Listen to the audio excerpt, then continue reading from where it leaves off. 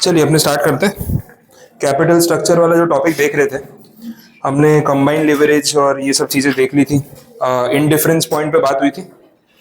EBIT का वो point जहाँ पे ईपीएस सेम रहता है, लास्ट में ये पॉइंट हमने डिस्कस किया और उसका कैलकुलेशन भी देख लिया था कि डेट और इक्विटी का जो रेशियो है, दो अलग अलग प्लान्स में हमने वो रेशियो अलग रखा, लेकिन फिर भी अर्निंग पर शेयर पे असर नहीं पड़ा, तो वो बात कर रहे थे। उसका सम भी हमने कैलकुलेट करके देखा। फॉर्मूला कुछ नहीं था, वो इतना बड़ा फॉर्मूला दिख रहा है, वो अल्टीमेटली ईपीएस ही निकाला है और कुछ किया नहीं है। तो ये सब बातें हम डिस्कस कर चुके हैं। अब जो टॉपिक थियरी वाइज बचा है इस चैप्टर में, that is working capital leverage, जिसका मैं आपको बता रहा हूँ कि जो इलस्ट्रेशन दे रखा है वो सम प्रॉपर नहीं है, उसमें कुछ कैलकुलेशन एरर्स है और वो फॉर्मूला से बहुत प्रॉपरली मैच भी नहीं कर रहा है कि आपको बात समझ आए। तो अभी मैं उस टॉपिक को इसलिए पेंडिंग रख रहा हूँ कि अपने क्रैकर में जो सम्स करेंगे उसके साथ साथ वो टॉपिक कवर करा दूंगा। अभी सिर्फ फॉर्मूला समझ के भी कुछ काम नहीं आएगा। बाकी थियरी हो चुकी है और लास्ट में एक वो हमाडा इक्वेशन करके कुछ दे रखा है पेज 616 पे, वो भी पेंडिंग रहेगा।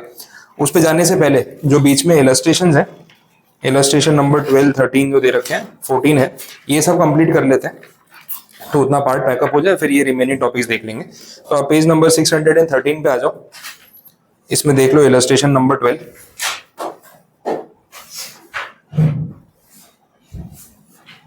देखिए क्या बोला है, calculate the operating, financial and combined leverage. I think ये लिवरेज वाले पॉइंट्स आपके माइंड में क्लियर हो गए होंगे यहाँ तक आते आते। कुछ कंफ्यूजन है किसी को इन सब में तो पूछ सकते हो। ऑपरेटिंग लिवरेज में हमने देखा था फिक्स्ड ऑपरेटिंग कॉस्ट जो आपकी लगी रही है हर महीने, उसको मैक्सिमाइज करके उसका फायदा लेना है। फाइनेंशियल लिवरेज में हमने क्या देखा कि जो फाइनेंशियल बोरोइंग्स आपने कर रखी है, long term funds, long term borrowings जैसे डिबेंचर्स हो गए या लोन्स हो गए, उन पैसों को आपको, क्योंकि उस पर ब्याज तो देना ही है, अब पैसा पड़ा हुआ है तो यूटिलाइज करो मैक्सिमम। अब लोग करते हैं ना, किसी के पास कैश पड़ा होता है, मतलब जो लोग, जैसे कितने लोग ना इंटरेस्ट पे पैसे उधार देते हैं, होता है ऐसा, बहुत फंड्स पड़े हैं, ब्लैक मनी, कैश मनी भी होता है बहुत सारा, तो उनका माइंड ऐसे चलता है कि यार पैसे को भी काम पे लगाओ, लॉकर में पड़ा पड़ा कोई फायदा नहीं है, पैसा काम पे लगाओ, ब्याज पे पकड़ाओ, कि पैसा भी पैसा कमा के दे, ये जरूरी है। तो फंड्स पड़े हैं ना, उस पर इंटरेस्ट तो जा ही रहा है, इससे बेटर है कि उसको काम पे लगाओ, उससे पैसे कमाओ। तो दैट इज लिवरेज, ठीक है, मैक्सिमाइज करना, ऑप्टिमम लेवल पे लेके जाना। और कंबाइंड लिवरेज उसका कॉम्बिनेशन था, ये बात हुई थी। तो ये तीनों फाइंड करना है यहाँ पे under situation 1 and 2 and the financial plans for X and Y respectively from the following information relating to the operating and capital structure of a company, and also find out which gives the highest and the least value. Installed capacity is 5,000 units, annual production and sales at 60% of the installed capacity। ये सब थोड़ा ध्यान से समझ लेना। जो installed capacity है production करने की, वो कितनी है, 5,000 यूनिट्स की। तो हम एक साल में 5,000 यूनिट बना सकते हैं, उतना प्लांट हमने लगा रखा है, लेकिन क्या पूरा यूटिलाइज हो रहा है क्या? एनुअल प्रोडक्शन और सेल्स कितना है, 60% ऑफ इंस्टॉल्ड कैपेसिटी। मतलब एक साल में अगर आप 5,000 यूनिट्स जो है वो बना सकते हो और उतनी कैपेसिटी है, बट आप एक्चुअल में कितने बना रहे हो, 3,000, और बेच कितना रहे हो, पूरे 3,000, तो लास्ट में इन्वेंट्री कुछ बचती है अपने पास? नहीं, जितना बनाते हैं उतना बेच देते हैं, वैसा बात हो रही है। पर यूनिट सेलिंग प्राइस आपको दे रखा है 25 रुपए, वेरिएबल कॉस्ट दे रखी है 15 रुपए, और फिक्स कॉस्ट दोनों सिचुएशन में बता रखी है, ठीक है। तो ये पॉइंट हो गया। अब डेट और इक्विटी का रेशियो भी आपको दे रखा है। फाइनेंशियल प्लान्स में आपके पास दो ऑप्शंस अवेलेबल है। पहला जो प्लान एक्स है उसमें क्या बोला है, इक्विटी और डेट का रेशियो, इक्विटी 25,000, डेट 50,000, और ये वाई में रिवर्स। टोटल जो कैपिटल हमारे पास है दैट इज 75,000। वैसा डेट अगर आपने उठाया तो उस पर इंटरेस्ट रेट लगता है, इंटरेस्ट रेट कितना लग रहा है, 10%, ठीक है, डेट के बाजू में 10%। तो सारा डेटा आपके पास सब में दिया हुआ है। अब ये सिचुएशन को उठा के हमें दोनों केस में, सिचुएशन 1 एंड सिचुएशन 2 में, और उसमें भी प्लान एक्स और वाई, मतलब यहाँ पे अगर आपको समझ आया हो तो 4 केस बनेंगे। सिचुएशन 1 और 2 क्या है, जहाँ पे फिक्स कॉस्ट अलग अलग है। सिचुएशन 1 में फिक्स कॉस्ट है 10,000, सिचुएशन 2 में फिक्स कॉस्ट है 12,000। तो एक ही सम आपको दो फिक्स कॉस्ट के बेसिस पे सॉल्व करना है। तो वो फिक्स कॉस्ट चेंज होने से कॉन्ट्रीब्यूशन मार्जिन चेंज होता है, तो ऑपरेटिंग लिवरेज में पहले ही फर्क पड़ जाएगा, तो कहीं ना कहीं इंपैक्ट आएगा। दूसरा, अब इसमें बोला है कि डेट इक्विटी के लिए भी दो प्लान है, प्लान एक्स और प्लान वाई, दोनों में रिवर्स है, एक में डेट ज्यादा है, एक में इक्विटी ज्यादा है, तो उससे ईबीआईटी और ईबीटी पे भी तो असर पड़ेगा, तो फाइनेंशियल लिवरेज पे भी इफेक्ट आएगा। तो यहाँ पे अगर आप देखोगे तो कॉम्बिनेशन फिर वो अलग अलग बन जाएंगे। सिचुएशन 1 की अगर हम बात कर रहे हैं ना, तो उसमें दो प्लान ऑप्शंस एक्स और वाई। सिचुएशन 2 की बात कर रहे हैं तो उसमें भी दो plan options X and Y. तो आपको ये सम 4 बार सॉल्व करना है, आप पहले सॉल्विंग का फॉर्मेट देख लो, अगर आपको वही चाहिए, कंट्रीब्यूशन चाहिए, ईबीआईटी चाहिए, ईबीटी, सब में सेम ही चाहिए, तो आप पर्टिकुलर्स कॉमन ले सकते हो और चारों के लिए कॉलम्स बना सकते हो। इससे क्या होगा, रिपीटेटिव लिखने का टाइम आपका बचेगा, क्योंकि एग्जाम में टाइम क्रूशियल है। हम ये नहीं कर सकते कि भाई सेम चीज बार बार लिखते जाएंगे, कि पहले मैं एक सॉल्व करूं, फिर दूसरा, फिर तीसरा, फिर चौथा, एक के बाद एक लिखने जाओगे तो वो प्रॉब्लमेटिक हो जाएगा। सिंपल रखो कि भाई पर्टिकुलर्स का कॉलम और बाकी पूरा टेबुलर फॉर्मेट में, ये ऐसे सिंपल हो जाएगा। तो जो एक चीज लिखी वो सब में सॉल्व होती जाएगी। क्लियर हो गया? तो टेबुलर फॉर्मेट हमेशा बेस्ट होता है। As a checker tabular format में चेकिंग करना ईजी होता है, और स्टूडेंट के लिए प्रेजेंटेशन में भी कम से कम वर्ड्स में और ज्यादा से ज्यादा बात समझा सकता है। तो प्रैक्टिकल सम्स में टेबुलर फॉर्मेट हमेशा कोशिश करनी चाहिए कि जो पॉसिबल है वो वैसे ही सॉल्व करो, नहीं पॉसिबल है तो कोई मैंडेट नहीं है वैसा। ठीक, ऐसे ही बनेगा ये। इन्होंने किस तरीके से बनाया, इन्होंने प्लान वाइज बनाया, प्लान एक्स और प्लान वाई। अपन ने सिचुएशन वाइज लिखा, क्या ज्यादा बेटर रहेगा वो देखें। कंट्रीब्यूशन पर यूनिट भी दे रखा है 10 रुपए, चलो तो गिन लेंगे। प्रेजेंटेशन कौन सा बेटर है मुझे भी देख लेने दो। हमें चाहिए लिवरेज। अगर हम सिचुएशन वाइज भी जा रहे हैं तो ऐसा कोई इतना इशू नहीं है, आप दोनों में से कोई भी ऑप्शन ले सकते हो। अगर इन्होंने टाइटल में ऐसे दे दिया प्लान एक्स, उसमें सिचुएशन 1 सिचुएशन 2, ये भी ठीक है। Plan Y situation 1 and situation 2, ये भी चलेगा। दोनों में से कोई भी प्रेजेंटेशन चलेगा, ज्यादा कंफ्यूजन नहीं रखना। तो जो इन्होंने किया वैसे कर लो, तो आपको टैली करने में इजी रहेगा। उल्टा करने मत जाओ, तो फिर टैली करते टाइम थोड़ा सा कंफ्यूजन होगा। जो वो लोग कर रहे हैं वैसे कर लेते हैं, कोई खास फर्क नहीं है इसमें। ये हटा देता हूँ, ठीक है। अब कैलकुलेशन स्टार्ट कैसे करें, क्या क्या चाहिए अपने को लिवरेज फाइंड करने के लिए? क्या चाहिए? कंट्रीब्यूशन, ईबीआईटी, ईबीटी, यही सारी चीजें चाहिए। ये तीन चीज आ गई तो आपको तीनों टाइप के लिवरेज मिल जाएंगे। तो अपन ये तीन चीज पे फोकस करते हैं कि हर सिचुएशन में ये तीनों पॉइंट्स कैसे कैलकुलेट करने हैं वो देखना है। अब जो ऑर्डर चल रहा है, जैसे प्लान एक्स और उसमें सिचुएशन नंबर 1, तो उसमें अगर हमें ढूंढना हो फिक्स कॉस्ट, कंट्रीब्यूशन, ईबीआईटी, तो ये सब फैक्टर्स कैसे मिलेंगे उसका दिमाग लगाते हैं।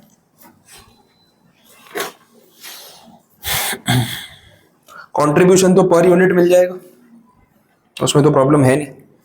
सेलिंग प्राइस 25 रुपए है, वेरिएबल कॉस्ट 15 रुपए है, तो कंट्रीब्यूशन मार्जिन कितना हो गया बोलो? 10 रुपीज है ना। कंट्रीब्यूशन कैसे गिनते हैं? सेल्स माइनस वेरिएबल कॉस्ट, तो वो आप लगा लो, तो उसमें 10 रुपए पर यूनिट आपको कंट्रीब्यूशन मार्जिन मिल जाएगा। अपन टोटल कितने यूनिट्स बना रहे हैं पूरे साल में? 3000। तो टोटल कंट्रीब्यूशन कितना होगा पता चलेगा? 3000 इंटू 10, 30,000 आ गया। तो वैसे कैलकुलेशन करना है। प्रेजेंटेशन वाइज देख लेते हैं। एक हमें कंट्रीब्यूशन चाहिए, सॉरी,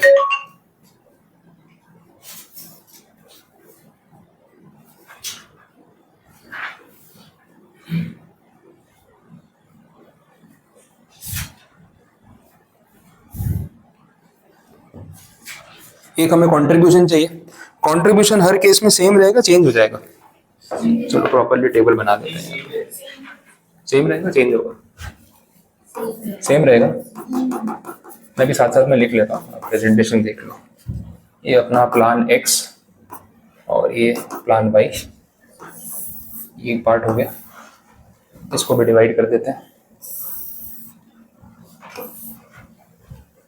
देखो इस तरीके से प्रेजेंटेशन कर सकते हैं। सिचुएशन 1 एंड 2 यहाँ पे भी सेम।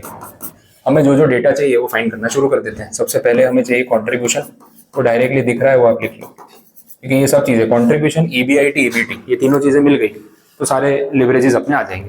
कंट्रीब्यूशन के लिए सीधा डेटा है कि भाई 10 रुपए कंट्रीब्यूशन आपका आ रहा है पर यूनिट, और टोटल यूनिट्स कितने हैं पूरे साल के? 3000। तो कंट्रीब्यूशन चारों केस में सेम ही रहने वाला है, उसमें कोई फर्क पड़ता नहीं।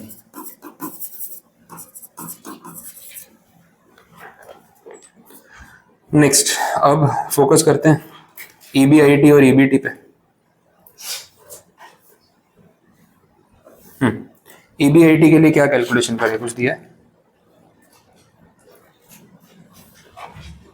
डेट इक्विटी कंट्रीब्यूशन, एक ही ऑप्शन है यहाँ पे।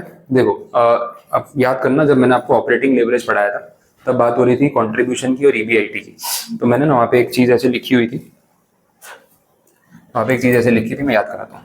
ऑपरेटिंग लेवरेज वाला पार्ट, कॉन्ट्री अपॉन ईबीआईटी, ये याद है? मैंने आपको समझाया था कि कंट्रीब्यूशन क्या है, तो तब मैंने आपको बोला सेल्स माइनस वेरिएबल कॉस्ट, ये समझाया था। फिर मैंने बोला ईबीआईटी को इससे कंपेयर करना, तो आपके माइंड में कुछ तो बैठना चाहिए कि ईबीआईटी का और कंट्रीब्यूशन का रिलेशन क्या है। तो यहाँ पे बात लिखी हुई थी, sales minus variable cost minus fix cost, बोलो ये याद है? ये पॉइंट अब यहाँ पे यूज हो रहा है, इसलिए देखो ये डिटेल्ड एक्सप्लेनेशन नेसेसरी है, बिकॉज इन दोनों का रिलेशन ही आपको समझ नहीं आएगा तो यहाँ आप अटक जाओगे। अब बोलो सर कंट्रीब्यूशन तो आ गया, चलो लिख लिया, आगे ईबीआईटी तक जाए कैसे, क्योंकि डायरेक्ट ईबीआईटी अवेलेबल नहीं है। तो डायरेक्ट ईबीआईटी अवेलेबल नहीं हो तो एक रास्ता ये भी तो है, मैंने बोला था कि इसको फॉर्मूला की तरह मत मानना, बट समझने के लिए मोर और लेस यही होता है। अब इस सब में यही वाला काम आ रहा है। अब जैसे ही कॉन्ट्रीब्यूशन हमारे पास आ गया, फिक्स कॉस्ट के लिए कुछ डेटा अवेलेबल है। फिक्स कॉस्ट तो सिचुएशन वाइज दे रखा है ना, सिचुएशन 1 में कितना है 10,000 और सिचुएशन 2 में कितना है 12,000, ये दिया हुआ है। सेम चीज यहाँ पे भी। अब ये जब आप लेस कर दोगे कंट्रीब्यूशन में से, तो जो आएगा उसको ईबीआईटी के बराबर मान सकते हैं ना, और ऑप्शन क्या है हमारे पास, बात समझ आ रही है? तो जो डेटा की लिमिटेशन है उसके ऊपर ही चलना है, और वो बात यहाँ पे यूज हो भी रही है जो अपन डिस्कस कर रहे थे। तो ईबीआईटी आ गया आपका 18,000, यहाँ पे 20 और यहाँ पे 18।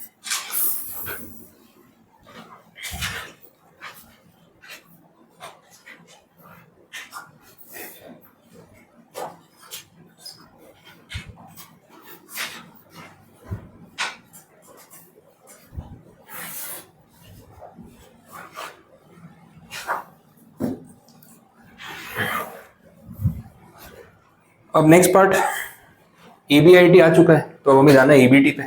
ईबीटी पे जाने के लिए इसमें से इंटरेस्ट कॉस्ट लेस करेंगे। इंटरेस्ट कॉस्ट है डेट पे 10%। अब डेट अलग अलग सिचुएशन में वेरी कर रहा है ना। ये अपना चल रहा है प्लान एक्स।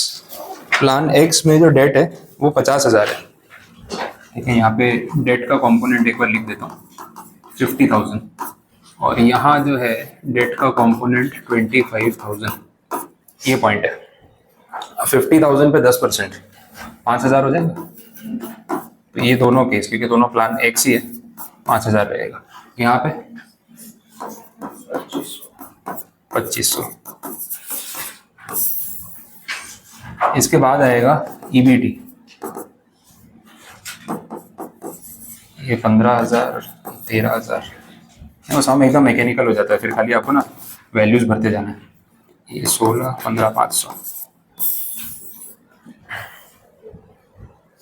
बस यहाँ आते ही काम हो गया आपका, सारे फैक्टर मिल चुके हैं आपको। आपको एक कंट्रीब्यूशन चाहिए था, वो है आपके पास, ईबीआईटी है, ईबीटी। अब बोलो कौन सा लिवरेज चाहिए, वो निकाल के दे देंगे। तीनों पॉइंट्स आ गए, contribution upon EBIT, EBIT upon EBT and contribution upon EBT, तीनों लिवरेज आ जाएंगे। पहले यहाँ तक देख लो, फिर लिवरेज फाइंड आउट करते हैं।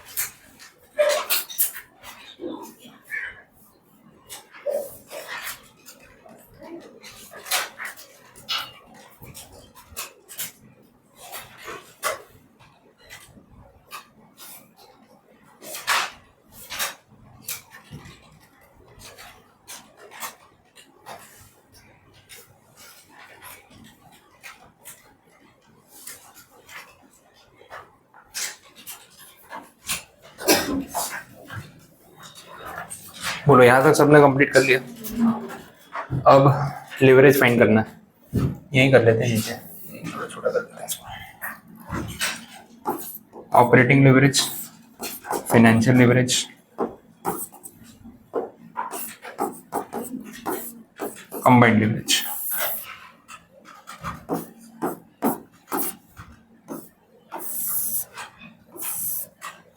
फॉर्मूला आपको पता है, ऑपरेटिंग लिवरेज के लिए कंट्रीब्यूशन अपॉन ईबीआईटी, यहाँ पे है ईबीआईटी अपॉन ईबीटी, और कंबाइंड लिवरेज में होगा कंट्रीब्यूशन अपॉन ईबीटी।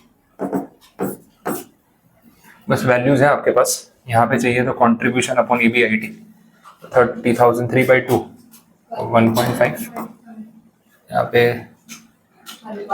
1.67, यहाँ पे सेम 1.5 1.67 सेम ही आएगा। फिर इसके बाद financial leverage EBIT upon EBT 20/15 4/3 1.33, यहाँ पे भी 1.38, ये वाला 1.14 और कंबाइंड लिवरेज इन दोनों का प्रोडक्ट डायरेक्ट गिनना है तो यहाँ से गिन लो, कंट्रीब्यूशन अपॉन ईबीटी 30/15 2 30/13 कितना 2.3 1.17 1.71 ओके 1.94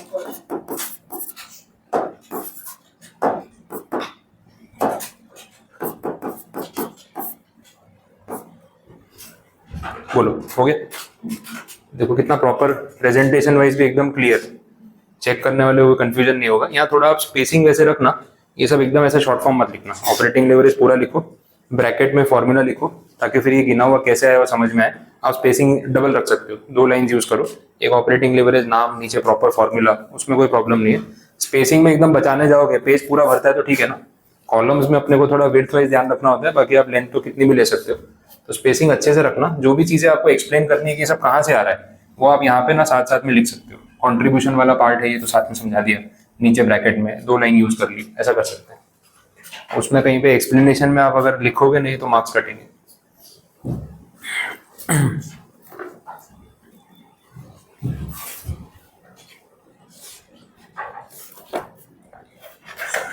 ये हो गया। तो नेक्स्ट सम है इलस्ट्रेशन नंबर 13, उसमें मेरी नीड नहीं, उसमें से फाइनेंशियल लिवरेज पूछा है, एक आपको ये पूरा ही करा दिया। ये ओवरऑल सम हो गया एग्जाम के लिए, या लास्ट डे पे रिवाइज करना है तो अच्छा सम है। तो इसमें एक सब कुछ फॉर्मूला वाइज एक ही सम में कवर हो गया। अब एक सम रिवाइज कर लोगे तो आपको सब चीजें रिकॉल हो जाएंगी। 13 पे आ जाओ फिर इसके बाद।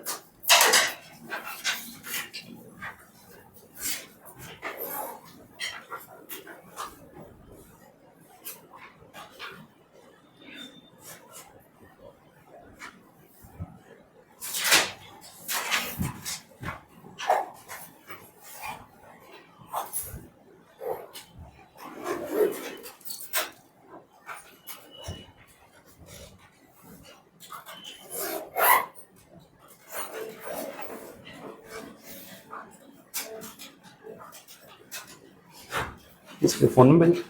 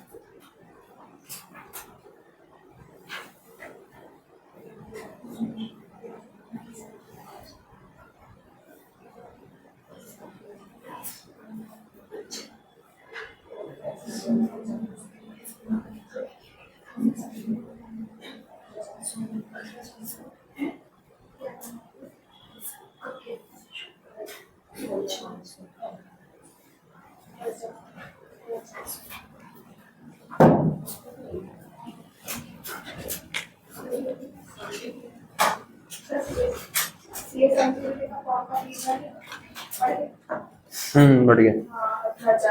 वो टीडीओपी की वजह से, पहले उसमें टीडीओपी की वजह से कंपोनेंट बढ़ गया, तो जो आपका फीस स्ट्रक्चर का डिवीजन था वो डीओपी के हिसाब से था, तो 1 डे प्रोग्राम था। अब क्योंकि 3 डे हो गया तो इंस्टीट्यूट का कॉस्ट बढ़ जाता है, तो जो 1000 रुपीज़ ODOP का वो लोग कॉम्पोनेंट चार्ज करते थे वो 2300 या 2500 हो गया, तो उस वजह से 1500 बढ़ गया। तो टोटल जो है वो 18,000 प्लस चला जाता है वैसे, वो चेंज है। वो तो होगा ना भाई, इन्फ्लेशन तो हर जगह लगता है।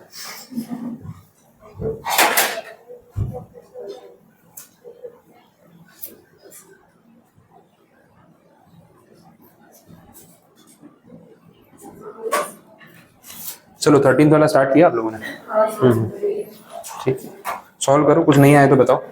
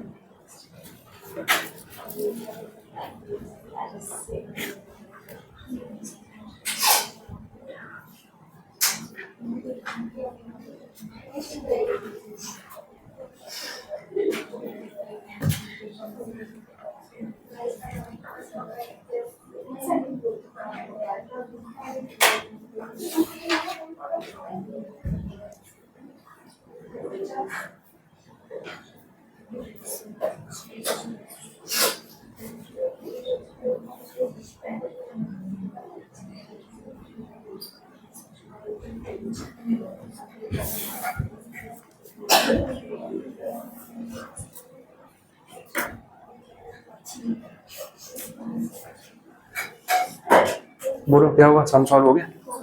हो गया। हाँ तो आगे बढ़ते हैं ना। नेक्स्ट इलस्ट्रेशन देखो 14th वाला, स्टार्ट करो। कौन सा 14 समझ नहीं आ रहा, ऐसा क्या है? वैसे समझ आ रही है, काम शुरू करो। अच्छा, इसमें भी ऑपरेटिंग लेवरेज और फाइनेंशियल लेवरेज आपको कैलकुलेट करना है। 3 सिचुएशंस दे रखी है और 3 फाइनेंशियल प्लान्स दे रखे हैं।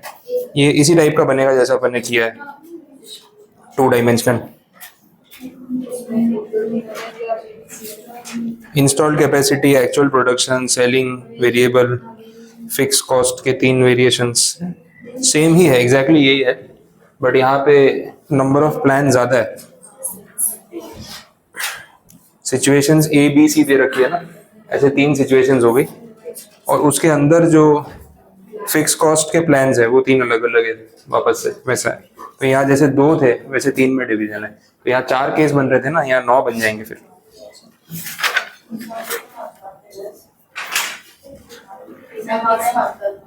अब देखो उनको एग्जाम में जितना वेटेज रखना होगा उतने नंबर ऑफ केसेस सॉल्व करवाएंगे आपसे, डिपेंड करता है। इतने 9 केस सॉल्व करवाएंगे तो 8 या 10 मार्क्स का भी क्वेश्चन हो सकता है। अब 4 केस सॉल्व कराएंगे तो 6 मार्क्स या 5 मार्क्स का भी हो सकता है, वैसा। ठीक है ना, प्रैक्टिस ही हो रही है ना, सेम पैटर्न का तो क्वेश्चन है। इतने सारे कॉलम बन जाएंगे, कॉलम एकदम आपको एकदम नैरो बनाने पड़ेंगे ताकि वो 9 कॉलम या 10 कॉलम पर्टिकुलर और 9 केसेस वो सारे एक लाइन में आ सके। एक ऑप्शन ये है, या फिर 3 टेबल बनाओ, 3 टेबल बना लो 3-3 वाले, तो पर्टिकुलर्स आपको 3 बार लिखने पड़ेंगे, लेकिन फिर वो प्रॉपरली सेट हो जाएगा, तो वैसे भी कर सकते हो। तो जो 3 फाइनेंशियल प्लान है ना, 1 2 3, वैसे कर लो ना। फाइनेंशियल प्लान 1 में 3 सिचुएशंस ABC, फाइनेंशियल प्लान 2 में 3 सिचुएशंस ABC, और वैसे ही तीसरा, तो 3 टेबल्स बन जाएंगे 3 कॉलम्स वाले, वैसे कर लो। करो, स्टार्ट तो करो। फाइनेंशियल प्लान के हिसाब से ही चलो 1 2 3 करके।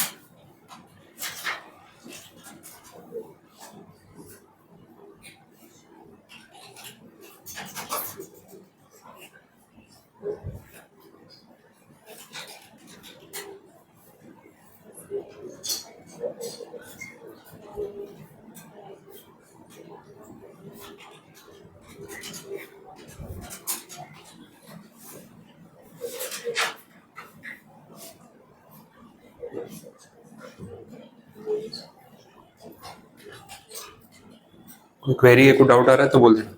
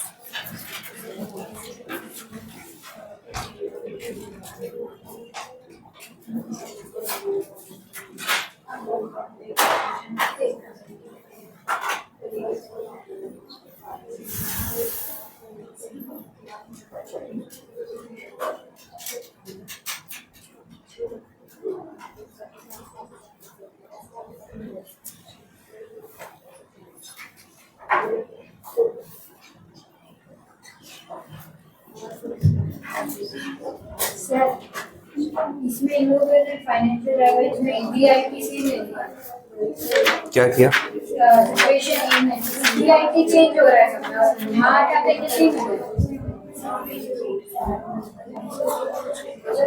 यहाँ तीन तीन तीन सिचुएशन ए में हाँ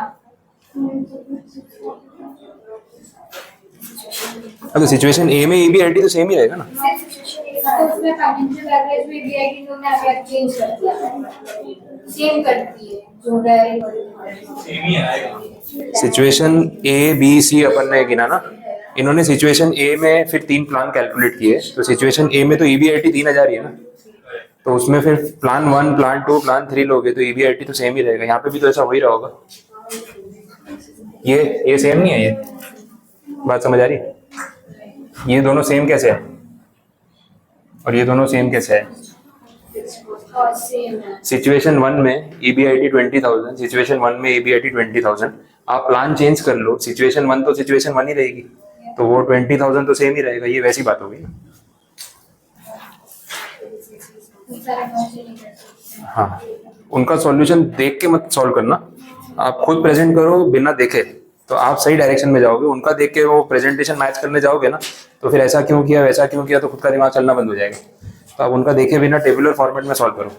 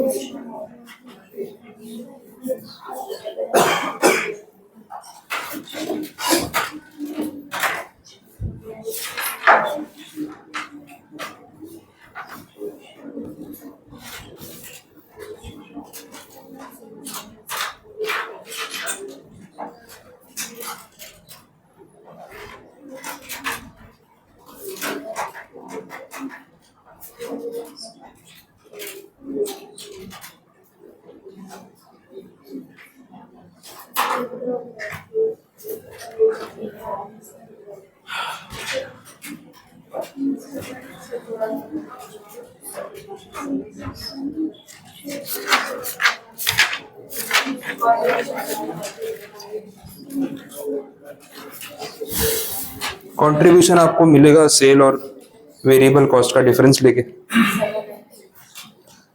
कंट्रीब्यूशन सेलिंग प्राइस देख लो 15 रुपए, वेरिएबल कॉस्ट 10 रुपए, कंट्रीब्यूशन आ गया 5 रुपए। एक्चुअल प्रोडक्शन कितना है 800 यूनिट्स, तो कंट्रीब्यूशन टोटल हो गया 4000। सिंपल, वही कंट्रीब्यूशन इन्होंने भी कैलकुलेट किया सॉल्यूशन में, सेल्स माइनस वीसी डायरेक्ट लिखा है 4000। ठीक है, सेम ही एग्जैक्टली सेम जो अपन ने ये सम में किया। अब तो पता चला होगा ये सम, इसमें पता चला। हाँ करो, अपने डेटा में sales minus variable cost per unit कर लो, कितना आ रहा है।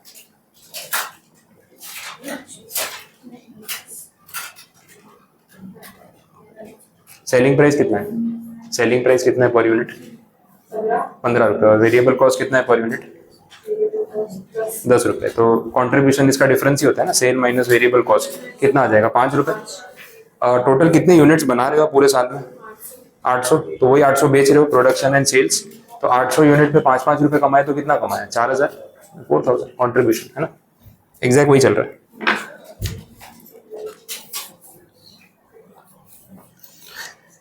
ईबीआईटी के लिए क्या करेंगे फिर? फिक्स कॉस्ट माइनस कर देंगे कॉन्ट्री में से, तो हर सिचुएशन में आपको अलग अलग ईबीआईटी मिलेगा। ठीक है, fix cost situation wise very कर रहा है।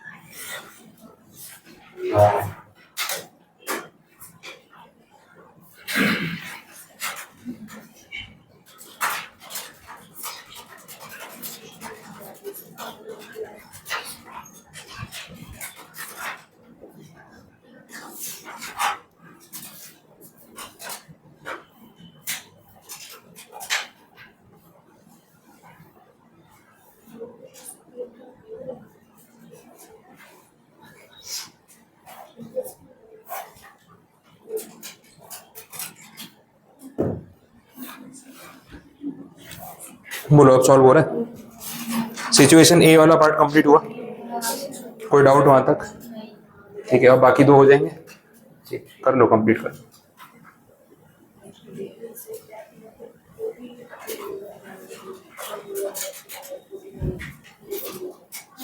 कोर्स तो चेंज हो जाएगा ना, 2000 आ गए ना, 2000 आने के जरूर हो जाएंगे, दो ही बचे ना। ठीक है।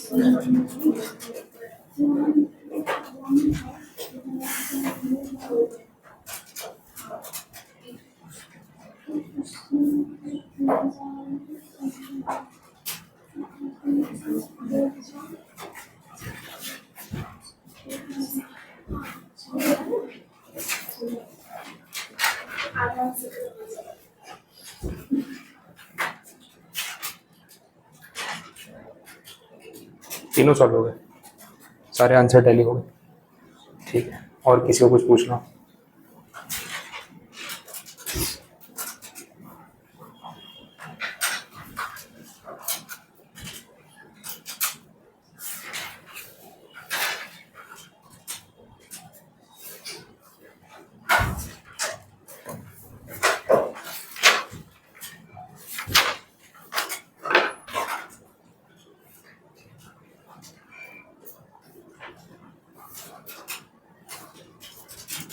पूरे 9 के 9 सॉल्व हो गए, ये तीन ही थी। कर दी।